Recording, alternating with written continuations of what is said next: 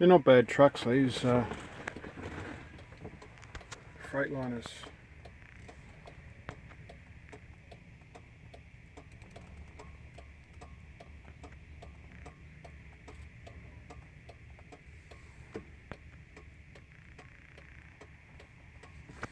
See diffs, brakes, windows, lights.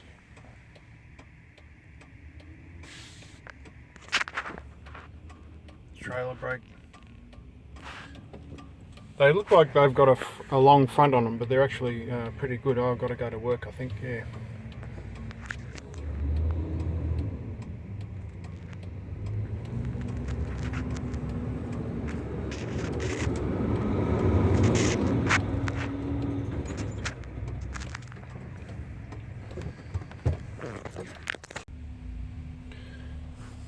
Yeah, so as I was saying, I haven't driven this truck much, but it's a good truck. I'll turn on the ignition. When you're finished on that truck and you're going to swing around after that, that sounds delightful. Yeah, I've got some rare up here. I've got to drop down the basement for the bricklayer. So if you call me, I'll come up here and hook it up for you. Just take it to the basement when you're doing the bin, please. So I think you're done with partners. Yeah, after that truck there, mate. I'll tell you not to get rid of that steel. So yeah, steering wheel The steel going back. There's that one, but we're going to pick up. is There's 2 lifts there, so we'll pick up that. you know, a good size. You've got a fairly good seating position. It's not as good as a man truck, cab over, but you know, the front isn't as long as it's not as long as you'd think. Looking at it from the outside of the truck, you'd think that it had a really long front on it, but that's probably shorter than a Western Star, believe it or not. Got good mirrors. Not a bad truck, standard truck, 18 speed. The Western style trucks are pretty standard overall, like Western Star, Kenworth, and these Freightliners. I know they use these a lot in the USA. There's another shot of the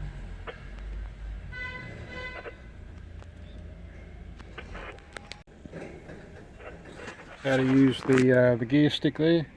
That's the splitter, and that's the low drive. Like you see the signs, trucks must use low gear. That's low gear there. That's high gear, and that's a splitter for so it's for an overdrive in every gear.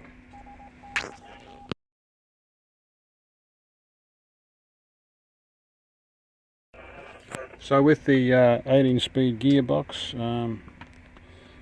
yeah, as I said, that's low gear, high gear, and a splitter for an overdrive and underdrive in every gear.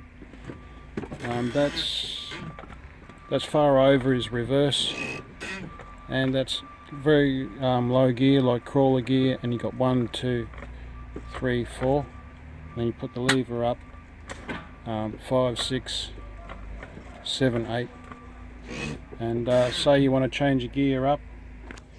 So I'll just focus that a bit.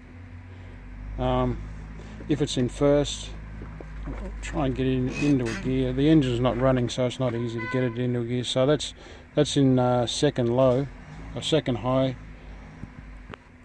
So that's 6th gear, and you can see the levers up there. And what you do is, together with your clutch. So you're driving along, you put the clutch in, put it into neutral, put the clutch out, and move it across to the next gear, which is 7th. Clutch in, and in this time the engine revs are dropping. This is all done very fast, of course. And clutch in, and it goes into that gear, and you're off. And then if you want a higher gear, you put the gear stick forward. You can put your clutch in You can give it a rev, but I find these aren't very reliable. Sometimes it neutralises, so I only use that when I have to. Okay, so we're going along in first, and so together with my leg and the clutch movement, you can see if it's in first gear, then we go into high gear with the clutch, bring it back and put it into that gear. This isn't going to be much help, but basically it's just sort of like that. That's the timing, and then put it into the overdrive, bring it back, and then, so sorry about that, but it might be a start for somebody. So you don't have to use this splitter, you know. The splitter does bring the mesh of the gears turning, it matches them up better, but you don't particularly have to use it. But it's basically, if you're in low range like there, then it'll be first, and then second, third, fourth, okay, and then up and across again, and then you start again in the higher gearbox. Okay. Okay, I'll try this one so you can see my accelerator leg, clutch leg and gear. So we're going along, we're in the high gearbox, and we're going to change down now. So it'll be and rev and in, out, rev and in, out, sorry, out, rev, and as the engine revs up and revs down, in between that we go into the next gear, down. I wasn't taught to use the tacho gauge, just the sound of the motor, but pretty well what you do is you rev it up, you're going along, you rev it up to here, about say 1700, the majority of drivers think. And so you have to change gear, and you change gear there, and while you're going through your revs dropping, you change into gear around about here.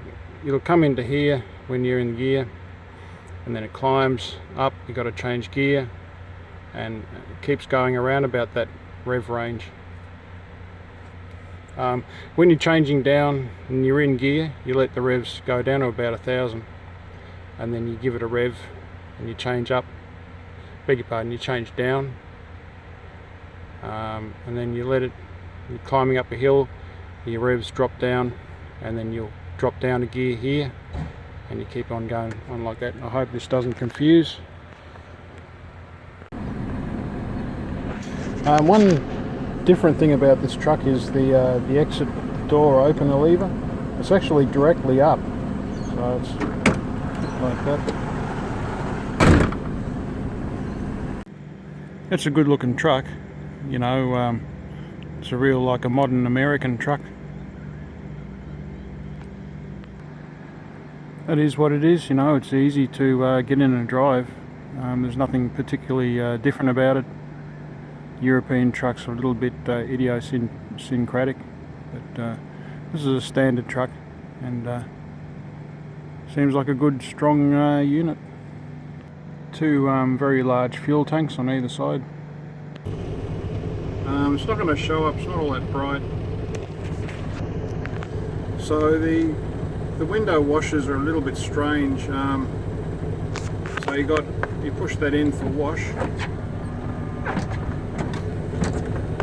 and I believe you pushed it in to stop. Oh, hang on, that's the stop button there, top.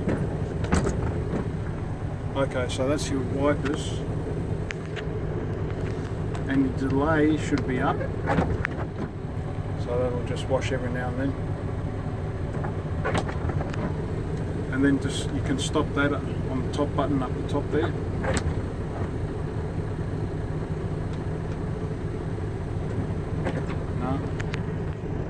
Okay, so that did stop it eventually. So when you push up on the top button, I'll go flat out and bring that down, one click down, and then stop it, top button. Try the top button again.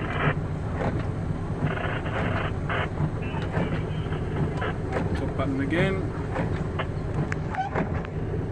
Okay, the secret there is to push it in and hold it in for 1 or 2 seconds. So, you know, that's just one of those very strange types of setups, the window and washer. Can't really approve of that.